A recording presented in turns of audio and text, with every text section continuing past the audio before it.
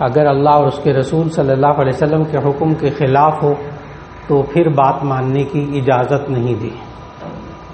ہمارے معاشرے میں نوجوان نسل بھی کبھی کبھی پوچھتی ہے کہ ہمیں ماں باپ کا کہنا ماننے کی تلقین کی گئی ہے، لیکن ہم ماں باپ کا کہنا کہاں تک مانیں؟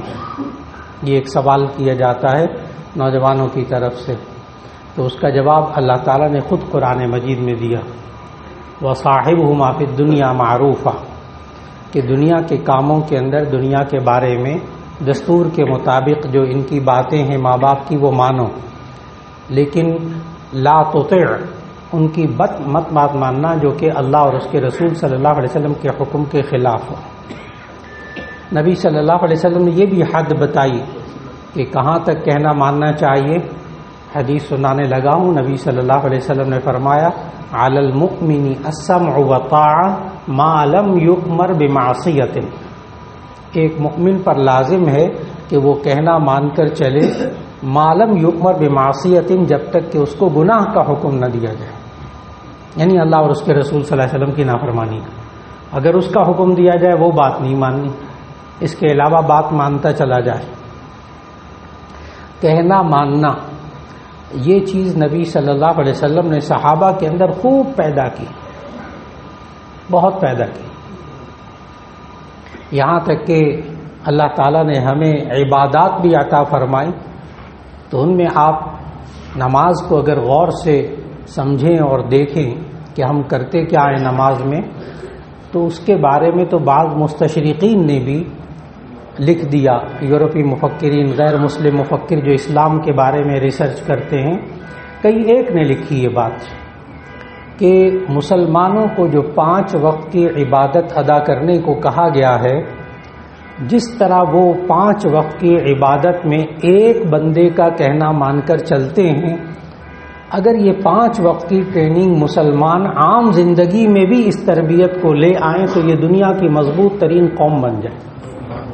یہ کئی ایک نے لکھا کہ مسلمانوں کو جو 5 وقت مسجد میں تربیت دی جاتی ہے، ایک بندے کا کہنا مان کر چلنا، اگر یہ تربیت یہ عام زندگی میں بھی لے آئے تو یہ دنیا کی مضبوط ترین قوم بن جائے۔ لیکن مشکل یہ ہے کہ مسجد سے نکلنے کے بعد وہ اللہ کی اس تربیت کو بالکل بھول جاتا ہے۔ مسجد کے بعد کی زندگی وہ اس نماز کی زندگی کے مطابق نہیں۔ عجیب بات ہے یہ کہ بڑا یہ ذہنی طور پر تیار ہو کر آتا ہے، وضو کر کے آتا ہے، بدن کپڑوں کو پاک کر کے صاف کر کے بڑا تیاری سے آتا ہے، اور پھر ایک امام ہوتا ہے، وہ کہتا ہے اللہ اکبر، تو یہ ہاتھ باندھ لیتا ہے۔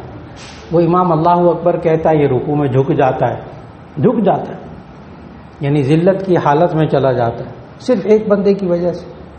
ایک بندے نے کہا اللہ اکبر، کوئی نہیں، پیچھے مقتدیوں میں سے کوئی بھی نہیں کہتا، ہزارہ مقتدی جمعے میں ہوتے ہیں، کوئی ایک بھی نہیں کہتا آپ چلے جائیں، جھک جائیں، میں نہیں جاتا، میں کھڑا ہوں، کوئی نہیں کہتا۔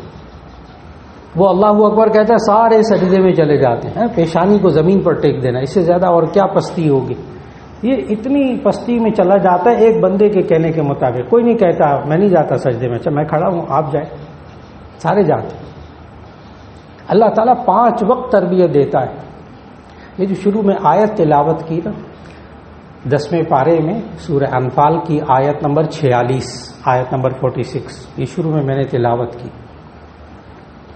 اللہ تعالیٰ نے اس آیت میں یہی بات سمجھائی، اور بھی قرآن مجید میں سمجھائی، اس آیت میں خاص طور پر یہ سمجھایا کہ اگر تم بات مان کر چلو گے تو کیا ہوگا، نہیں مانو گے تو کیا ہوگا۔ دونوں باتیں بتائیں اس ایک آیت میں۔ اطیعوا اللہ و رسولہ، تم اللہ اور اس کے رسول کی بات مان کر چلو، اطاعت کرو۔ ولا تنازعوا، تم آپس میں جھگڑو مت، آپس میں جھگڑو مت، کہنا مان کے چلو۔ ولا تنازعوا، تم جھگڑو مت، کیوں؟ فتفشلوا، تم شل ہو جاؤ گے، مفلوج ہو جاؤ گے، اپنی ہمت ہار بیٹھو گے۔ مختلف مفسرین نے اس کے مختلف ترجمے کیے ہیں، سارے ترجمے ٹھیک ہیں۔ فتفشلوا، تم شل ہو جاؤ گے، مفلوج ہو جاؤ گے، تم ہمت ہار بیٹھو گے، تم کمزور ہو جاؤ گے۔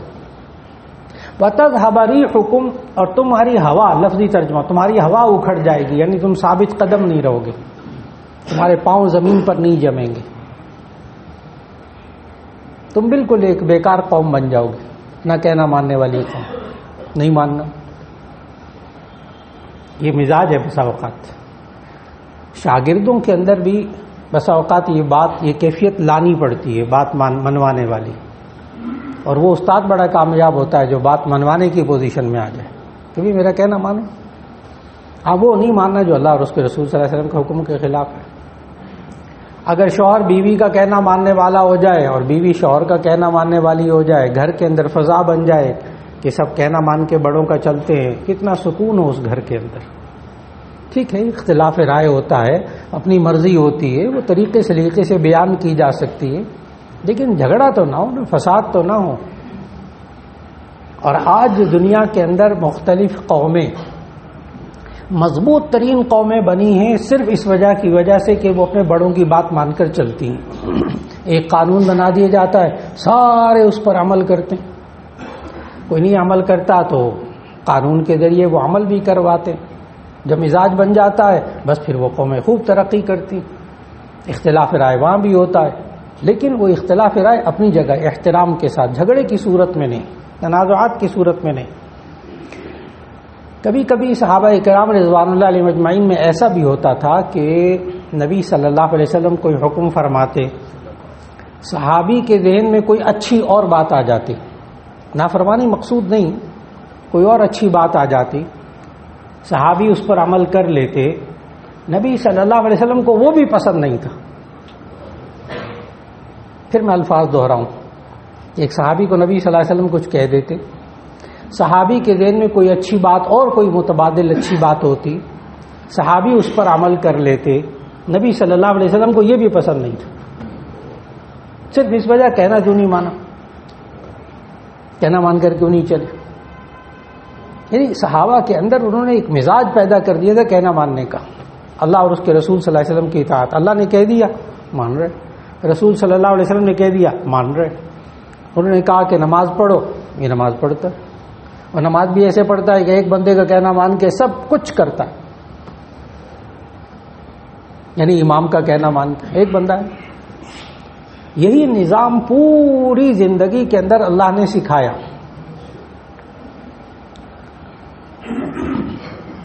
ایک صحابی حضرت عبداللہ ابن رواحہ رضی اللہ تعالیٰ عنہ، بہت عظیم صحابی، شاعر بھی ہیں، بہت بڑے صحابی بھی ہیں۔ جامع ترمذی کی حدیث سنانے لگا ہوں کہ باب الجمعہ کتاب الصلاۃ کے اندر یہ حدیث موجود کہ نبی صلی اللہ علیہ وسلم نے ایک دن پہلے حکم دیا کہ کل صبح آپ میں سے یہ والی جماعت روانہ ہو جائے فلاں جگہ، کل صبح پہنچ جائیں وہاں۔ صحابہ کی جماعت روانہ ہو گئی۔ اللہ کا کرنا ایسا ہوا کہ وہ جمعے کا دن تھا، حضرت عبداللہ ابن رواحہ رضی اللہ تعالیٰ عنہ کہتے ہیں کہ میں نے سوچا کہ جہاں ان لوگوں نے جانا ہے نا وہ جگہ مجھے معلوم ہے، پہنچ جاؤں گا وہاں ان کے ساتھ، میں جمعے کی نماز مسجد نبوی میں نبی صلی اللہ علیہ وسلم کے پیچھے پڑھ لیتا ہوں، پھر ان کو جا کر ملاقات ہو جائے گی ان سے۔ اب آپ غور کیجئے گا، نبی صلی اللہ علیہ وسلم نے کہا تھا یہ جماعت صبح افراد یہ فلاں جگہ پہ پہنچ جائے، اور ان کے عبداللہ بن رواحہ رضی اللہ تعالیٰ عنہ کے ذہن میں کتنی شاندار بات آئی۔ اب دیکھیں مسجد نبوی میں جمعہ پڑھنا اور پھر جمعے کی نماز اور پھر نبی صلی اللہ علیہ وسلم کے پیچھے جمعے کی نماز، کتنا عظیم کام۔ چنانچہ حضرت عبداللہ بن رواحہ رضی اللہ تعالیٰ عنہ رک گئے۔ اب جب جمعے کی نماز پڑھی نبی صلی اللہ علیہ وسلم نے پڑھائی اور مڑ کر دیکھا تو عبداللہ بن رواحہ پہ نظر پڑ گئی۔ پوچھا عبداللہ بن رواحہ آپ نہیں گئے؟ آپ کو بھی بھیجا تھا وہاں۔ انہوں نے بھی وہی جواب دیا، یا رسول اللہ صلی اللہ علیہ وسلم میں چاہتا تھا کہ میں دل میں آرزو تھی کہ میں جمعے کی نماز بھی پڑھ لوں اور آپ کے پیچھے، پھر میں وہاں جا کر ان سے مل جاؤں گا۔ اس پر نبی صلی اللہ علیہ وسلم نے ارشاد فرمایا لو انفقت ما فی الارض، اگر زمین میں جو کچھ ہے نا سب کچھ تو اللہ کے راہ میں خرچ کر دینا، پھر بھی ان لوگوں کے ثواب کو نہیں پہنچ سکتا جو میرا کہنا مان کے صبح چلے گئے۔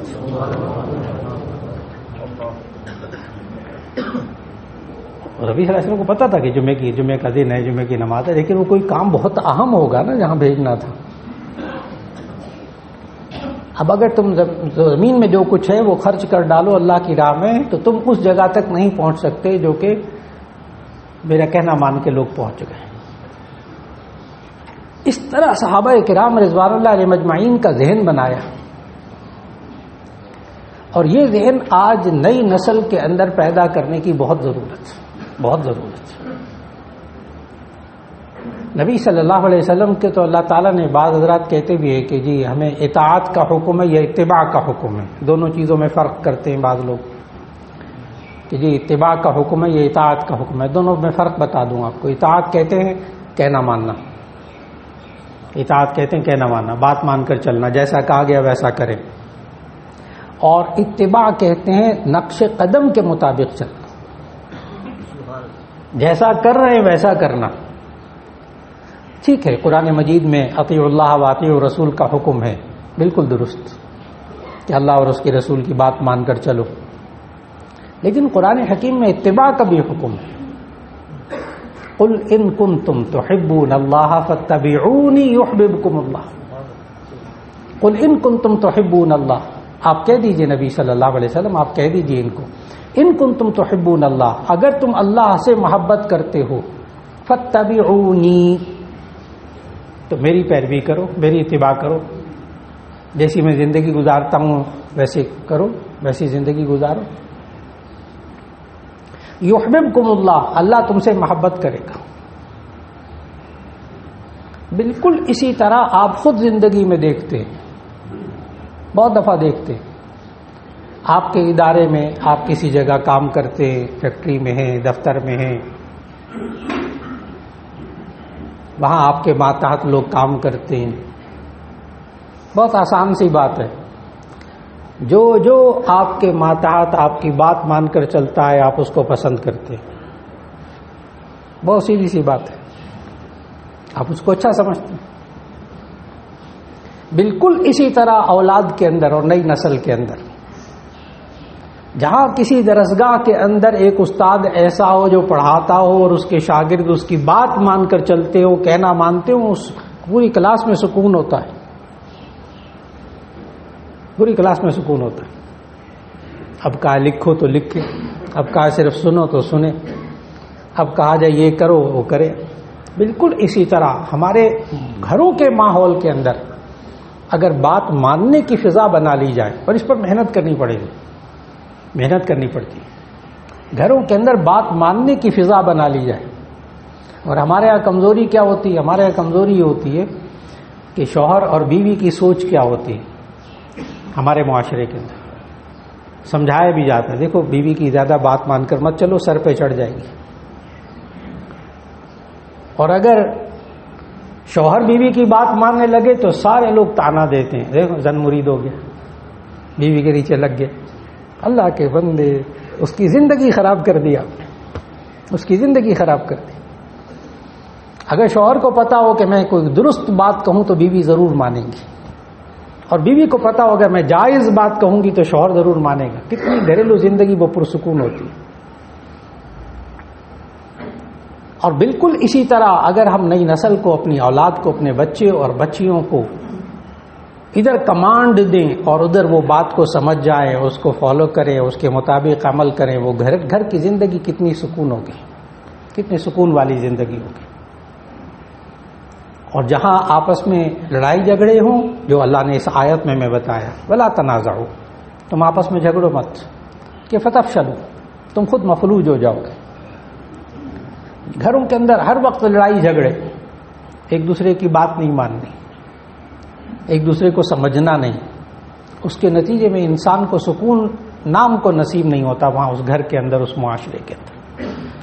آج وقت کی بہت بڑی ضرورت ہے کہ ہم زندگی کے اندر یہ سمجھیں کہ کون کس کے حکم کو ترجیح دے. چنانچہ سب سے بڑا حکم کہ اللہ کا حکم، اللہ کا حکم، اور پھر اس کے بعد رسول اللہ صلی اللہ علیہ وسلم کا حکم. یہ انسان جس طرح نماز کے اندر ایک بندے کی بات مان کر چلتا ہے، یعنی حقیقت میں وہ اللہ کی بات مان کر چلتا ہے. اگر یہ کہا جائے یا ایھا الذین آمنوا کتب علیکم الصیام، اے لوگو تم پر روزے فرض ہو گئے، تو ایسی صورت کے اندر اب گھروں کے اندر ماحول ہو روزوں کا، بات ماننا ہے، کہنا ماننا، منوائیے تھوڑا سا۔ گھروں کے اندر آج اللہ کا حکم ماں باپ توڑ رہے ہوں، یعنی ماں باپ اللہ کا کہنا نہ مان رہے ہوں، سیدھی سی بات ہے، نئی نسل اللہ کا حکم نہیں مانے گی، گھروں میں رہنے والے بچے اللہ کا حکم نہیں مانیں گے۔ ماں باپ اللہ کا حکم مان کر نماز نہ پڑھ رہے ہوں، بھول جائے کہ اولاد نماز پڑھے گی۔ بالکل یہی کیفیت رمضان کے اندر دیکھنے کو ملتی ہے کہ بعض گھروں کے اندر بالکل اسی طرح صبح ناشتہ لگتا ہے، اسی طرح دوپہر کا کھانا لگتا ہے، اسی طرح رات کا کھانا لگتا ہے رمضان کے اندر۔ نتیجہ یہ ہوتا ہے اس گھر کے افراد کے ذہنوں میں، بچوں کے، نئی نسل کے ذہنوں میں یہ بھی نہیں ہوتا کہ روزہ بھی کوئی چیز ہے، یعنی اللہ کا حکم سرعام توڑتے ہیں گھروں کے اندر۔ ٹھیک ہے، کوئی بیمار ہے، کوئی عذر سے، کوئی فلاں ہے، اس کو بھی دھیان سے، اس کو پوری توجہ کے ساتھ۔ میں نے پھر عرض کیا کہ اگر ہم اپنی نئی نسل کے اندر اللہ کا حکم خود ماننے کے لیے تیار نہیں ہوں گے، ہماری نئی نسل کے ذہنوں میں بھی اللہ کا حکم نہیں رہے گا، مانیں گے نہیں، رہے گا ہی نہیں۔ آج نئی نسل پوچھ رہی ہے کیا روزہ فرض ہوتا ہے، کیا روزہ رکھنا ضروری ہوتا ہے، کیا نماز پڑھنا بہت ضروری ہوتا ہے، یعنی ان کو فرائض کا علم نہیں ہماری نئی نسل کو کہ روزہ رکھنا کتنا ضروری ہے، نماز پڑھنا کتنا ضروری ہے، زکوٰۃ دینا کتنا ضروری ہے، ماں باپ کا کہنا ماننا کتنا ضروری ہے، یا بڑوں کا کہنا ماننا کتنا ضروری ہے۔ آج وقت کی ضرورت بہت بڑی ہے کہ نبی صلی اللہ علیہ وسلم نے اپنی عملی زندگی سے جو چیز سکھائی اس معاشرے کے اندر، وہ یہ ہے کہ بڑے کا کہنا ماننا، اور یہی کہنا ماننے کی صلاحیت پھر اس کے اندر آتی وہ اللہ اور اس کے رسول صلی اللہ علیہ وسلم کا بھی کہنا مانتے ہیں۔ صحابہ کرام رضوان اللہ علیہم اجمعین، نبی صلی اللہ علیہ وسلم کا کہنا جب کہہ دیا تو پھر اس کے بعد اور کوئی چیز ان کے ذہن میں نہیں ہوتی تھی، کیا فائدہ ہے، کیا نقصان ہے، کیا چیز ہے، ایک سوچ بن جاتی ہے۔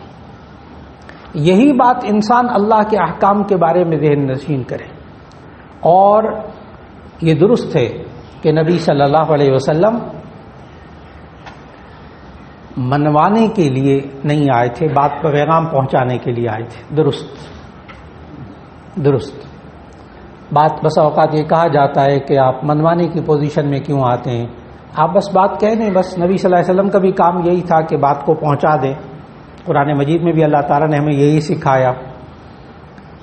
یہ میں خاص سوال کا جواب دے رہا ہوں کہ ہم کہاں منوانے کی پوزیشن میں آئیں اور کہاں بات صرف کہہ دیں، اگلا مانے یا نہ مانے آپ سے نہیں پوچھا جائے گا۔ ان دو باتوں میں فرق عرض کرنے لگا ہوں۔ نبی صلی اللہ علیہ وسلم جب کفار کو تبلیغ کرتے تھے، دین کی دعوت دیتے تھے، اللہ کی توحید سمجھاتے تھے، نیک کام تلقین کرتے تھے، وہ نہیں کرتے تھے تو نبی صلی اللہ علیہ وسلم بہت فکر مند ہو جاتے تھے، بہت پریشان رہتے تھے۔ اللہ تعالیٰ نے قرآن مجید میں سمجھایا، اے نبی صلی اللہ علیہ وسلم آپ کا کام ہے صرف بات کو پہنچا دیں، اگر یہ نہیں مانیں گے، نہیں عمل کریں گے، نہیں ایمان لائیں گے تو ایسی صورت میں آپ سے قیامت کے دن نہیں پوچھا جائے گا یہ کیوں نہیں ایمان لائے۔ آپ اپنی جان کو مشقت میں مت ڈالیں، واضح الفاظ میں اللہ نے قرآن مجید میں سمجھایا، آپ اپنی جان کو مشقت میں نہ ڈالیں، آپ سے نہیں پوچھا، لا یسأل عما یفعل وهم یسألون، یہ جو کرتے ہیں آپ سے نہیں پوچھا جائے گا یہ کیوں نہیں انہوں نے ایمان لائے، ہاں آپ سے یہ پوچھا جائے گا آپ نے بات کو پہنچا دیا کہ نہیں پہنچا دیا۔ ایک طرف تو یہ کہ نبی صلی اللہ علیہ وسلم کا کام ہم کہاں تک کہیں اور اس کے بعد خاموش ہو جائے، اگلا عمل کرتا ہے ٹھیک، نہیں عمل کرتا تو بھی ٹھیک۔ ایک تو یہ والی پوزیشن ہے، کہاں منوانے کی پوزیشن میں آنا پڑے گا اس کو اب سمجھنا ہے۔ نبی صلی اللہ علیہ وسلم نے فرمایا، الا کلکم راع وکلکم مسئول عن رعیتہ، آگاہ رہو تم میں سے ہر ایک نگہبان ہے اور تم سے اپنے ماتحتوں کے بارے میں پوچھا جائے گا۔ اب دیکھیے گا منوانے کی پوزیشن کہاں۔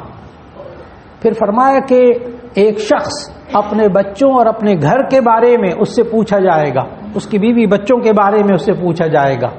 والمرأة راعیۃ علی بیت زوجہا وولدہ، اور عورت اپنے شوہر کے مال پر اور اس کے گھر پر اور اس کے بچوں کے اوپر نگہبان ہے اور اس سے قیامت کے دن پوچھا جائے گا۔ اس پر محدثین نے لکھا کہ جب تک بچہ بالغ نہیں ہوتا اس وقت تک آپ نے اس سے منوانا ہے، جب تک بچہ بالغ نہیں ہوتا آپ نے اس سے منوانا ہے، اور جب بالغ ہو جائے تو ایسی صورت میں اب اس کے اوپر ذمہ داریاں آ گئیں، اب آپ اس کو کہتے رہیں گے، منوانے کے لیے ترغیب دیتے رہیں گے، لیکن بالغ بچے کے بارے میں آپ سے نہیں پوچھا جائے گا کہ اس نے روزہ رکھا یا نہیں، نماز پڑھی کہ نہیں۔ آپ سے یہ پوچھا جائے گا آپ نے اس کو تلقین کی کہ نہیں، آپ نے ماحول دیا کہ نہیں، آپ نے کہا کہ نہیں۔ بہت واضح الفاظ نبی صلی اللہ علیہ وسلم کے اس بارے میں جو سمجھائے گئے۔ بالکل اسی طرح جو بندہ جہاں بیٹھا ہے وہ اپنے ماتحتوں کے بارے میں کہ جی اب ہمارے اس ادارے کے اندر، ہمارے اس دفتر کے اندر جہاں میں بیٹھا ہوں وہاں کوئی شخص جھوٹ نہیں بولے گا، اب جھوٹ بولا جا رہا ہے، یہ پرواہ نہیں، اس کو منع بھی نہیں کر رہا، قیامت کے دن اس سے پوچھا جائے گا آپ نے روکا کیوں نہیں؟ خیانت ہو رہی ہے، بددیانتی ہو رہی ہے، دوسروں پر ظلم ہو رہا ہے، رشوت لی جا رہی ہے، یہ بالکل ٹچ سے مس نہیں ہوتا، بس ٹھیک ہے، ایسی صورت میں قیامت کے دن اس کی پکڑ ہوگی۔ اس نے کہا کیوں نہیں، روکا کیوں نہیں؟ اور روکنے کی بھی 3 سٹیجیں نبی صلی اللہ علیہ وسلم نے بتائیں۔ نمبر 1 کہ جب تم میں سے کوئی برائی دیکھے تو اسے اپنے زور بازو سے روکے، من رأى منکم منکرا فلیغیرہ بیدہ، جو کوئی تم میں سے برائی دیکھے اپنے زور بازو سے روکے، فإن لم يستطع فبلسانہ، اس کی طاقت نہ رکھے تو زبان سے روکے، زبان سے روک کے منوائے، فإن لم يستطع فبقلبہ، اگر اس کی بھی طاقت نہ رکھتا ہو تو دل میں کم از کم برا سمجھے۔ آج وقت کی بہت بڑی ضرورت کہ ہم اپنے معاشرے کے اندر رہتے ہوئے اپنے آپ کو اللہ اور اس کے رسول صلی اللہ علیہ وسلم کا کہنا ماننے والا بنائیں، اپنی اولاد کو اللہ اور اس کے رسول صلی اللہ علیہ وسلم کا کہنا ماننے والا بنائیں، بیوی شوہر، شوہر بیوی کے لیے کہنا ماننے والی فضا بنائیں، اور آپس میں لڑائی جھگڑے ختم کر کے انسان سکون کا ذریعہ بنائیں۔ اللہ رب العزت ہمیں سب سے پہلے تو اللہ اور اس کے رسول صلی اللہ علیہ وسلم کا کہنا ماننے کی عادت ڈالیں، اور پھر اس کے بعد معاشرے میں جہاں کہیں ہم رہتے ہیں وہاں نیکیوں کی تلقین اور برائیوں سے روکنے کا عمل جاری رکھیں، اور لوگوں کے اندر کہنا ماننے کی عادت ڈالیں۔